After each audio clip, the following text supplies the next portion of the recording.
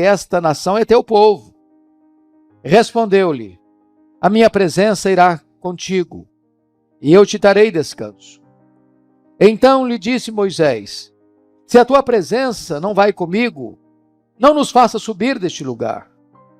Pois como se há de saber que achamos graça aos teus olhos, eu e o teu povo?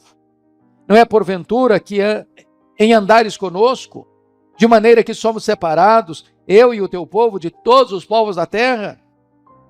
Disse o Senhor a Moisés: farei também isto que disseste, porque achaste graça aos meus olhos, e eu te conheço pelo teu nome. Então ele disse: rogo-te que me mostres a tua glória. Respondeu-lhe: farei passar toda a minha bondade diante de ti, e te proclamarei o nome do Senhor. Terei misericórdia de quem eu tiver misericórdia, me compadecerei de quem eu me compadecer. E acrescentou: não me poderás ver a face, porquanto homem nenhum verá a minha face e viverá. Disse mais o Senhor: eis aqui um lugar junto a mim, estarás sobre a penha. Quando passar a minha glória, eu te porei numa fenda da penha, e com a mão te cobrirei, até que eu tenha passado. Depois, em tirando eu a mão, tu me verás pelas costas, mas a minha face não se verá. Irmãos, eu gostaria de tratar com vocês sobre o tema: a presença manifesta de Deus, a maior necessidade da igreja. Eu diria para os meus irmãos que o assunto desta noite é o tema mais solene que nós poderíamos tratar num culto público. Nenhum outro assunto é mais relevante do que este. Nenhum outro tema deveria inflamar e aquecer mais o nosso coração do que este. Nós não estamos hoje aqui tratando de um assunto lateral, secundário. Mas hoje quero tratar com vocês daquilo que é a essência, que é o núcleo, que é a coisa mais importante. É a presença manifesta de Deus no meio da sua igreja. No passado, a presença de Deus era a coisa mais importante para o povo de Deus. Quando Moisés teve aquele encontro com Deus lá no Sinai, na sarça ardente, ele se prostrou com o rosto em terra. Ali foi um momento decisivo na história dele. Ele viu a glória de Deus. E quando eu estou falando de presença de Deus, hoje eu não estou querendo dizer da onipresença de Deus, atributo exclusivo de Deus. Deus está em toda parte. Eu estou falando da presença manifesta de Deus. Quando você vai para o Egito, a presença poderosa de Deus e os feitos gloriosos de Deus desbancam o panteão de divindades do Egito. E Deus tira o seu povo e conduz o seu povo. E a presença de Deus ia com o povo, representado numa coluna de nuvem durante o dia, uma coluna de fogo durante a noite. A presença de Deus trazia alívio, a presença de Deus trazia proteção, a presença de Deus trazia direção. Mas houve momentos na história de Israel que o povo pecou. E essa presença foi embora. Este é um exemplo. Outros exemplos vieram. Na época de Eli, vocês se lembram disso, o sacerdote. Os filhos de Eli, Hofni e Finéias, em pecado. O povo ia enfrentar uma batalha.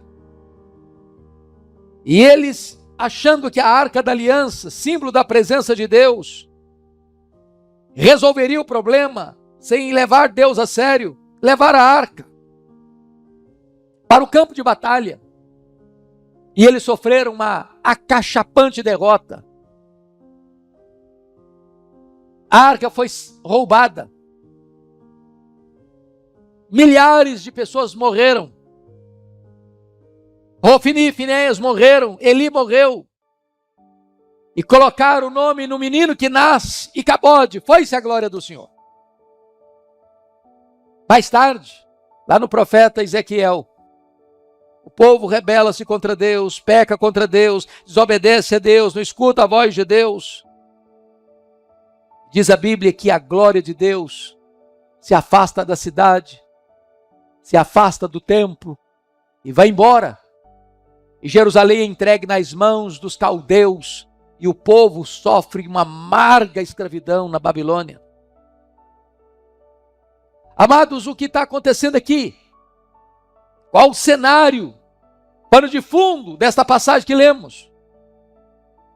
Esse mesmo povo que tinha sido tirado com mão forte e poderosa do Egito, que passara a pé enxuto no Mar Vermelho, que vira água brotar da rocha, que recebia o maná do céu, que viram os sinais espantosos de Deus na sua nação, agora chegam no Monte Horebe. E diz a Bíblia que Moisés sobe ao Monte Horebe e passa lá na presença de Deus 40 dias, 40 noites. Ao fim do que, Deus coloca nas mãos de Moisés as tábuas da lei, lavradas pela mão de Deus, escritas pelo dedo de Deus. E diz a Escritura que o povo então chega para Arão, irmão de Moisés, sacerdote, e diz assim: Arão, nós não sabemos o que aconteceu com Moisés, então faça-nos deuses, para que possamos servir, adorar. E diz a Bíblia que Arão, insensatamente, diz para o povo: manda os homens e as mulheres tirarem as argolas das orelhas. E foi se ajuntando aqueles adereços. E diz a Bíblia que Arão fundiu aquele ouro e fabricou um bezerro de ouro. E agora o povo olha para aquele bezerro de ouro e se prostra diante dele. E diz que aquele Deus falso que ele havia fabricado era o Deus deles. E diz a Bíblia que eles começam a oferecer oferendas a esse Deus que eles tinham fabricado. E que eles começaram a dançar e a se divertir. A palavra divertir lá, no versículo capítulo 32, é para uma festa de sensualidade, de extrema corrupção moral. Quando esse povo está nessa situação, Deus diz para Moisés: Moisés, desce depressa, porque o teu povo cedo se corrompeu. Quando Moisés está descendo, o seu moço Josué escuta o barulho e disse para Moisés: ô Moisés, é um barulho de guerra. Moisés disse: não, Josué, esse barulho não é o barulho nem dos vencidos, nem dos vencedores. Isso é um barulho de dança. Quando Moisés vem e vê, o povo estava dançando freneticamente, com toda a sua volúpia, desregrada, depravada. Moisés cirou e jogou as tábuas de pedra, chão, e as quebrou. Irado, diz: quem é do Senhor, venha até mim. E os levitas vieram, 3.000 homens foram mortos. E diz a Escritura, no texto paralelo de Deuteronômio capítulo 9, que Moisés se coloca na brecha para interceder pelo povo, confrontando o seu irmão Arão. Arão, que é isso? O que você fez? E Arão insensatamente diz: não, eles me deram esse ouro, eu joguei no fogo e saiu esse bezerro. Mentira! Não foi bem assim. Foi intencional, foi proposital. Deuteronômio 9 diz que Moisés fica 40 dias e 40 noites na presença de Deus, orando pelo povo. Porque Deus dissera para Moisés assim: Moisés, eu vou destruir esse povo. É um povo de dura cerviz. Eu vou formar uma nova nação. Vou começar tudo com você. E diz a Bíblia que Moisés disse: não, Senhor, não faça isso. Porque lá no Egito, As pessoas vão comentar que tu tiraste o povo de lá com más intenções para matá-lo nesse deserto. Perdoa, Senhor, o pecado desse povo. Perdoa, Senhor, o pecado desse povo. Senão, meu Deus, risca o meu nome do livro que escreveste. E aqui eu quero então, irmãos, nesse cenário, dizer a vocês que Deus disse o seguinte para Moisés: Moisés, eu não vou com vocês. Eu não vou. Se eu for com vocês, eu vou destruir esse povo. Esse é um povo de dura serviço. Mas eu vou cumprir minha palavra. Eu vou mandar um anjo com vocês. E mais, eu vou introduzir vocês na terra prometida. A terra ocupada por aqueles povos pagãos, eles serão arrancados de lá, e eu vou introduzir vocês lá, e eu vou dar vocês a terra prometida. Mas eu não vou, eu vou mandar um anjo. E Moisés disse para Deus: Senhor, se tu não fores conosco, não nos faça subir. Então eu gostaria que hoje nós olhássemos esse texto com algumas lições. A primeira coisa, meus amados, é a total necessidade que você e eu temos, que a igreja tem, da presença manifesta de Deus. Oh, irmãos, nós podemos ter tanta coisa boa. Os dons de Deus, as dádivas de Deus. Podemos ter vida, podemos ter saúde, podemos ter prosperidade, podemos ter sucesso financeiro, podemos ter realização profissional, podemos ter família, podemos ter amigos, podemos ter o conforto de um ambiente como este. Podemos ter pessoas maravilhosas que nos cercam com carinho e afeto. Mas tudo isso, irmãos, sem a presença de Deus, não é suficiente. A maior necessidade da igreja não é da bênção de Deus, é do Deus da bênção. Um anjo é um mensageiro de Deus, valoroso em poder, ministro de Deus para cuidar da igreja. Mas o anjo não satisfaz. A terra prometida, a terra que mana leite e mel, é dádiva de Deus, é presente de Deus. E Moisés disse: Senhor, a terra é boa mesmo, e a terra é maravilhosa mesmo, mas o que é a terra prometida sem a tua presença?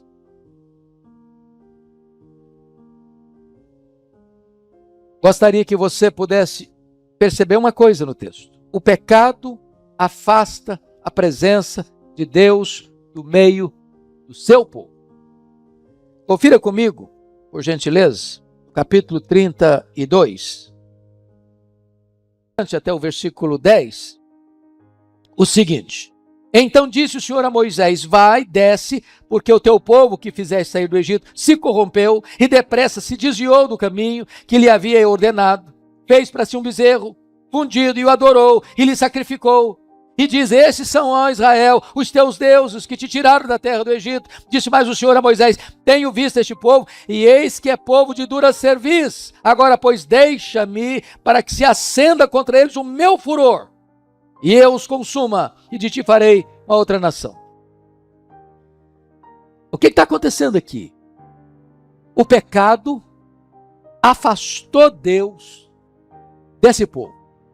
A nuvem, que era o símbolo da presença de Deus, foi embora do acampamento.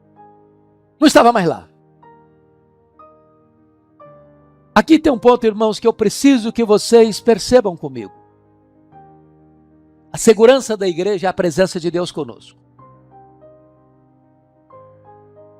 Mas se Deus se apartar, a igreja é vulnerável demais. Você e eu sabemos de cor Romanos 8:31, não sabemos? Poderemos citar aqui de cor, vamos juntos? Se Deus é por nós, quem será contra nós? Vamos fazer essa pergunta invertida. Se Deus for contra nós, quem será por nós? Vocês se lembram de Josué, lá no capítulo 7 do seu livro? Quando Israel sofreu aquela amarga derrota nas mãos da pequena cidade de Ai. E Deus disse para Josué: Eu não serei convosco, enquanto o pecado não for removido, e não podereis resistir os vossos inimigos. Se Deus se afastar da nossa vida, Se Deus tirar a mão dele de sobre nós, se a Shekinah de Deus não estiver em nossa vida, na nossa casa, na nossa família, na nossa igreja, irmãos, nós não temos condições de caminhar. Mas mais, a necessidade de diagnosticar a causa do afastamento da presença de Deus. Olha, por favor, comigo, versículo 4 do capítulo 33. Ouvindo o povo estas más notícias, pôs-se a prantear, e nenhum deles vestiu seus atavios. O que está acontecendo aqui? Que más notícias são essas? As más notícias de que Deus não iria mais com o povo. As más notícias de que Deus mandaria um anjo, enviaria para a terra prometida, mas Deus não iria mais. É necessário perguntar a Deus, o que é que aconteceu? Para que a tua glória, para que a tua nuvem, para que a tua presença se retire de nós. Onde foi o ponto que nós falhamos? É preciso voltar a esse ponto. Não adianta seguir sem reflexão. Aqui está o ponto importantíssimo. Os filhos de Israel se arrependeram. Diz o versículo 3, versículo 4, que eles se puseram a prantear. O pecado precisa levar a você e a mim ao choro do arrependimento. É a presença manifesta de Deus. Pode ter a bênção, pode ter a promessa, pode ter anjo, pode ter garantia, pode ter segurança, pode ter proteção, pode ter vitória, pode ter conquista, mas não é isso. É a presença manifesta de Deus.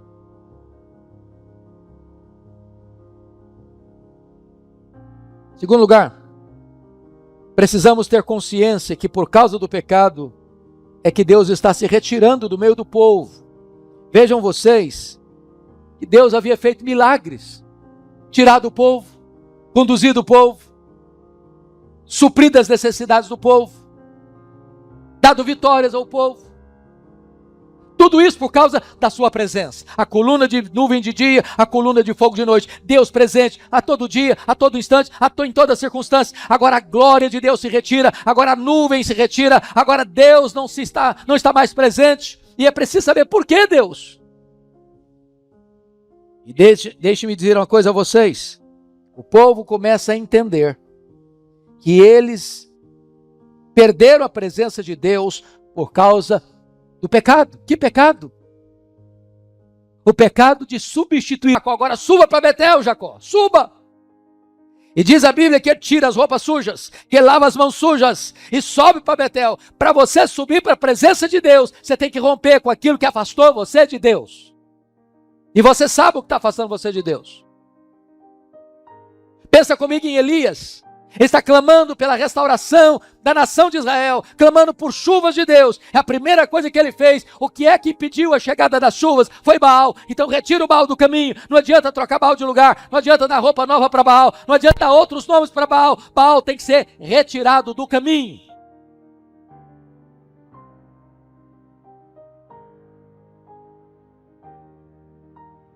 Deixe-me contar uma ilustração a vocês. Alguns aqui mais antigos já ouviram. Talvez ouviram, não me lembro.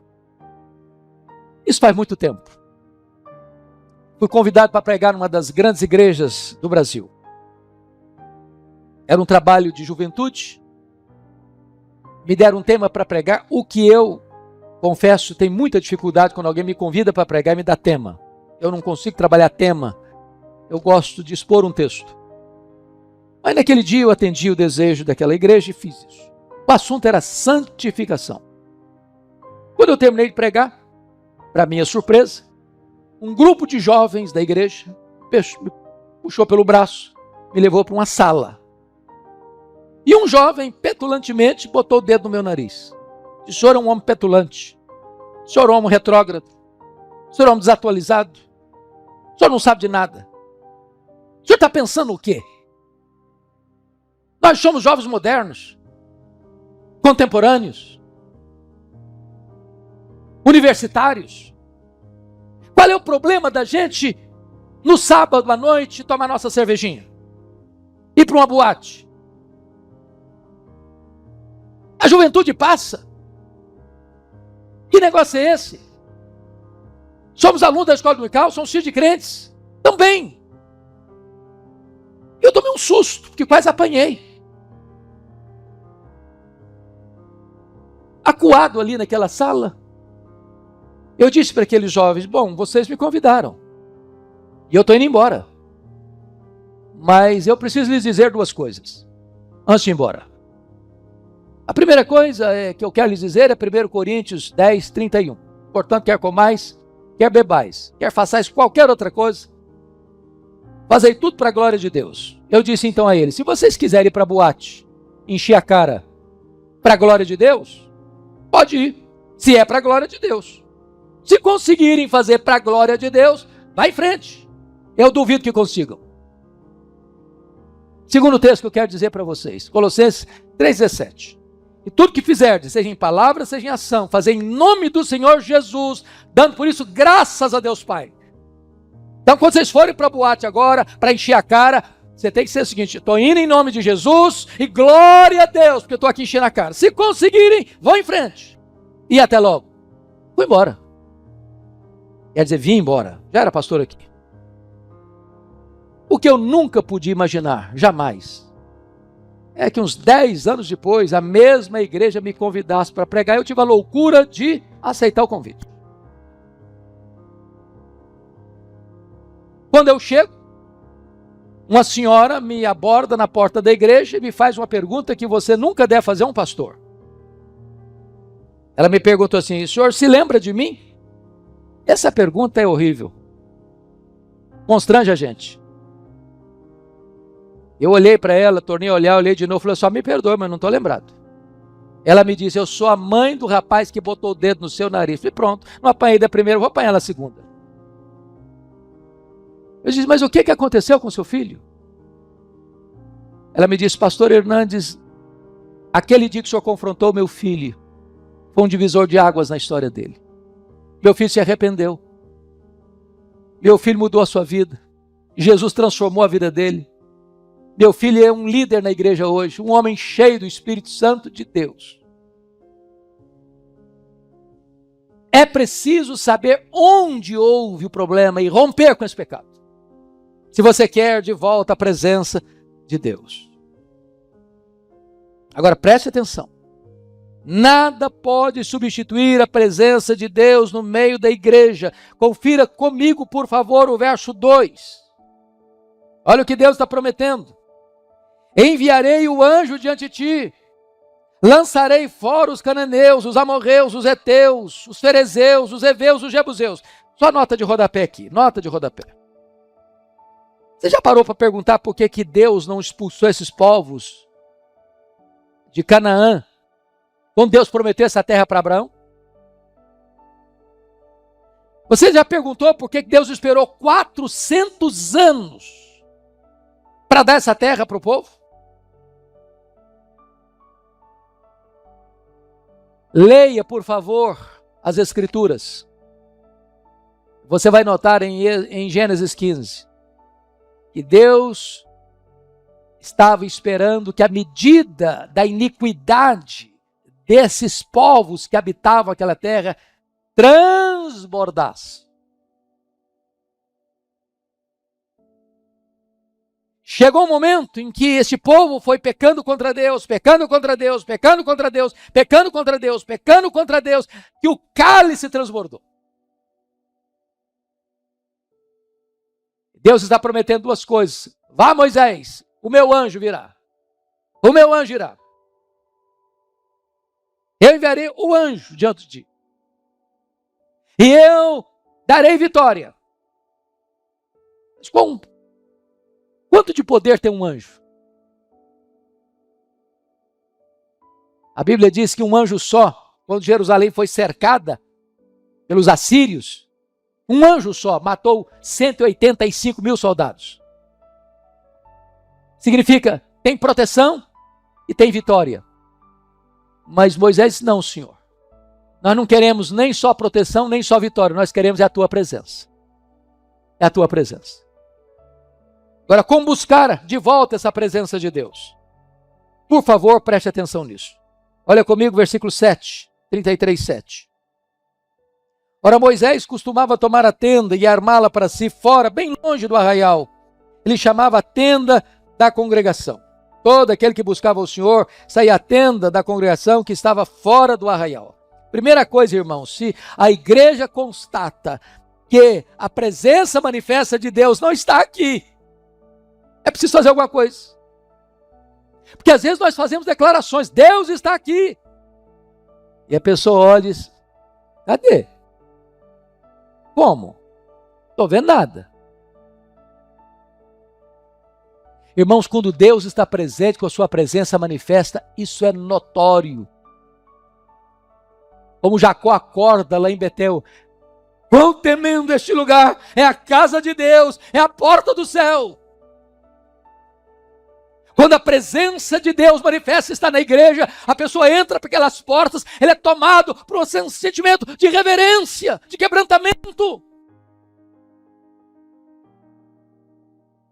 Não basta você vir à igreja, não basta você estar aqui, não basta você orar, cantar, ouvir um sermão, nós precisamos da presença de Deus. E o que se faz? Primeiramente, irmãos, a liderança da igreja precisa sentir um fardo, e se retirar para orar. Diz a Bíblia que Moisés vai armar uma tenda lá fora, bem longe do acampamento, corrompido. Para quê? Para buscar a Deus. Para buscar a Deus. E sabe quantos dias ele esteve ali na presença de Deus, pelo povo? Ó Senhor, perdoa o povo. Ó Senhor, volta com a tua presença. Ó Senhor, volta com a tua presença. Ó Senhor, volta com a tua presença. Ó Senhor, não desiste de nós. 40 dias, 40 noites. Está lá em Deuteronômio capítulo 9. Leia a história dos avivamentos. E vocês verão que sempre que houve uma aridez na igreja, uma secura na igreja, tem prosperidade, tem vitória, tem bênção, tem cuidado de Deus, tem, mas a presença de Deus não é sentida mais. Alguém pagou um preço. Alguém sentiu um fardo. Foi assim com John Knox na Escócia. Foi assim com Evan Roberts no país de Gales. Foi assim com o Clube Santo na Inglaterra. Foi assim com Jonathan Goforth na China. Foi assim com Robert McKean no século XIX na Escócia. Sempre que a liderança percebe isso, ela se retira para buscar a Deus em oração. Mas mais, olha comigo, não basta apenas deixar o pecado. É preciso ansiar ardentemente pela presença de Deus. Veja comigo versos 7 e 8. Já lemos o 7, vamos ler o 8. Quando Moisés saía para a tenda fora, todo o povo se erguia, cada um em pé, à porta da sua tenda, e olhava pelas costas até Moisés entrar na tenda. O que está escrito isso? O povo seguirá a sua liderança. Quem abriu o caminho foi Moisés. Não foi todo o povo. Não se espera unanimidade. Mas quando o povo viu Moisés armando a tenda, fora do arraial, como acostumava fazer, outras pessoas foram também para a tenda, para buscar a Deus, para orar a Deus. Oh, irmãos amados, nós precisamos, desesperadamente, da presença manifesta de Deus.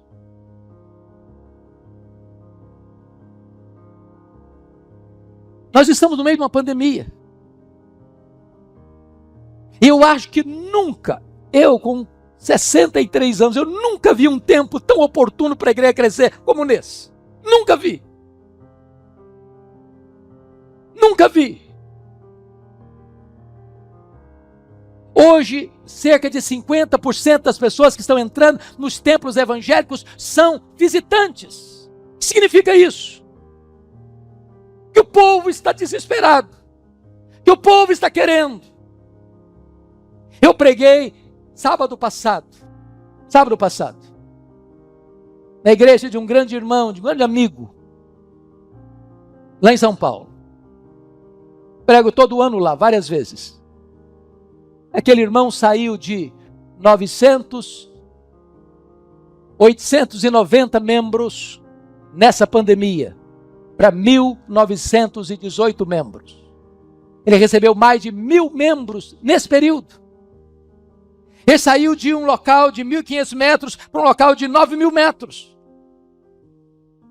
Ele entendeu que esse período não é período para ficar desanimado, para ficar acuado, para ficar com medo, para ficar acovardado, para parar e cruzar os braços. É hora em que o povo está desesperado, que o povo está querendo, que o povo está necessitado de dizer agora, convocamos a igreja, vamos trabalhar, vamos agir, vamos ligar, vamos usar as redes sociais, vamos nos reunir com as pessoas desesperadas. E a igreja foi crescendo e crescendo e crescendo e crescendo. O servidor, filho de Nun, não se apartava da tenda. O que significa isso? Moisés ia para a tenda orar? E orava, costumeiramente. Mas havia um momento que Moisés tinha que voltar para o povo, para tratar dos negócios do povo, para resolver os problemas do povo. Mas Moisés diz, fica aí Josué, não se afaste daí não Josué, pode ter mais de Deus, pode ter mais de Deus, pode ter mais de Deus, e nós queremos tudo quanto Deus tem para nós, Josué. Deus tem mais para nós, irmãos.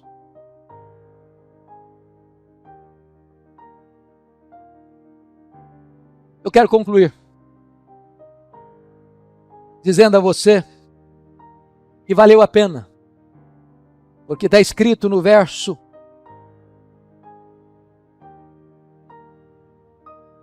de número 9.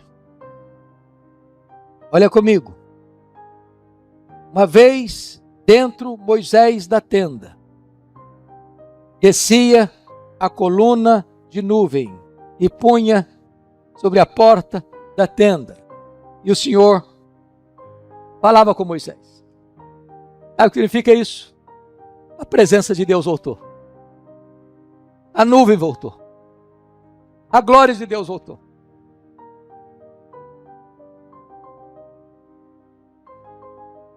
Essa é a necessidade desta igreja, irmão. É que a nuvem da presença de Deus venha sobre nós. É que a presença manifesta de Deus nos cubra. E o que é que isso vai acontecer? Confira comigo o versículo 10. Quando a presença de Deus volta, todo o povo via a coluna de nuvem e se detinha à porta da tenda. Todo o povo se levantava, cada um à porta da sua tenda e adorava o Senhor. Sabe o que significa isso?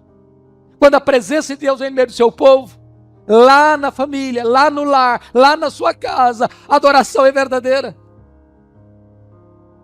Você adora a Deus lá. Sua casa se transforma num altar de adoração a Deus. E eu quero dizer para você que a oração é o instrumento que Deus usa para mudar as coisas. Porque se você notar comigo, por gentileza, versículo 2, Deus disse, eu enviarei um anjo. E Deus diz no verso 3, eu não subirei no meio de ti. Mas veja a resposta da oração no verso 14. Respondeu-lhe, a minha presença irá contigo e eu te darei descanso. Quando o povo de Deus ora, Deus reverte a situação. Deus muda a situação.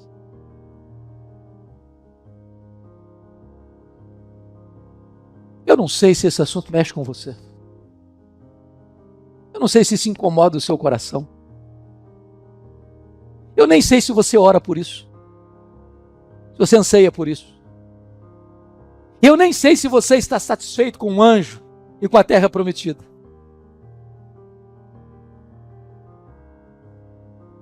Mas a minha oração nesta noite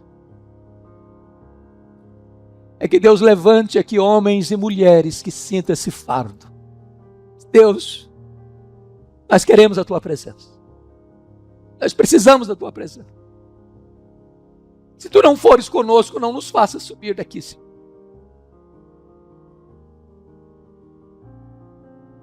Bendito seja Deus,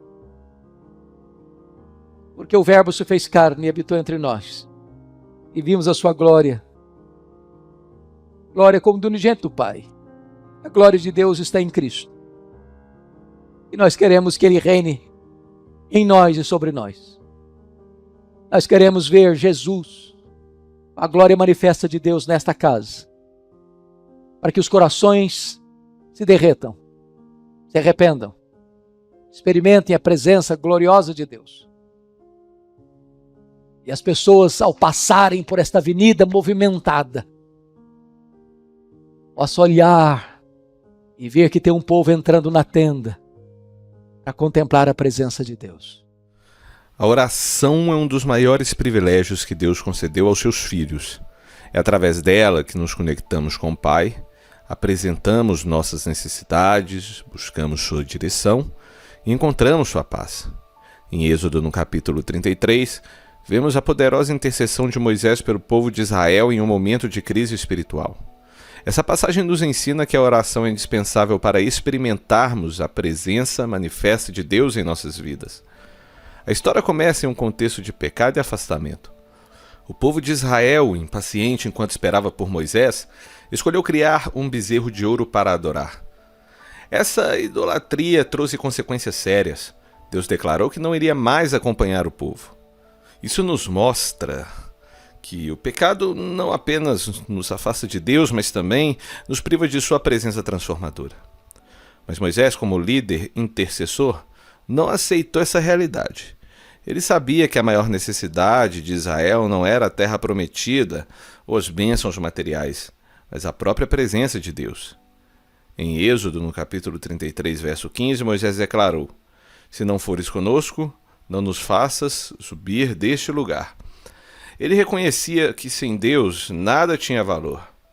Essa atitude nos desafia a refletir sobre nossa vida de oração.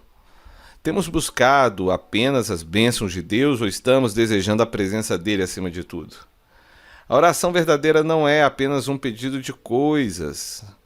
Na verdade, ela é um anseio profundo pela intimidade com Deus. A oração também nos conduz ao arrependimento. A gente lê lá em Êxodo, no capítulo 33, que o povo precisou se despojar de seus adornos idólatras antes de se aproximar de Deus. Da mesma forma, precisamos romper radicalmente com tudo que nos afasta do Senhor. O arrependimento genuíno abre o caminho para que Deus se manifeste de maneira poderosa em nossas vidas. Finalmente, a resposta de Deus à oração de Moisés foi a restauração de sua presença. A coluna de nuvem voltou a guiar o povo e a adoração genuína foi restaurada. Isso nos ensina que a oração fervorosa tem o poder de transformar não apenas vidas, mas também nossa comunidade e nossa igreja. Hoje Deus nos chama para sermos como Moisés, pessoas que sentem o peso da ausência divina e se colocam em oração para buscar a sua presença. Nunca se esqueça, oração não é apenas uma prática religiosa, mas a maior necessidade de nossas almas. Reserve um momento agora para orar. Entregue-se ao Senhor e entregue a Ele tudo que tem te afastado dele. Peça por sua presença e confie que Ele está ouvindo as suas orações, amém? Bom, espero que você tenha gostado dessa mensagem. Deixa aí o seu comentário, o seu like, e se você não se inscreveu no canal, aproveite para se inscrever, ativar as notificações e a gente se vê em breve nos próximos vídeos. Até mais!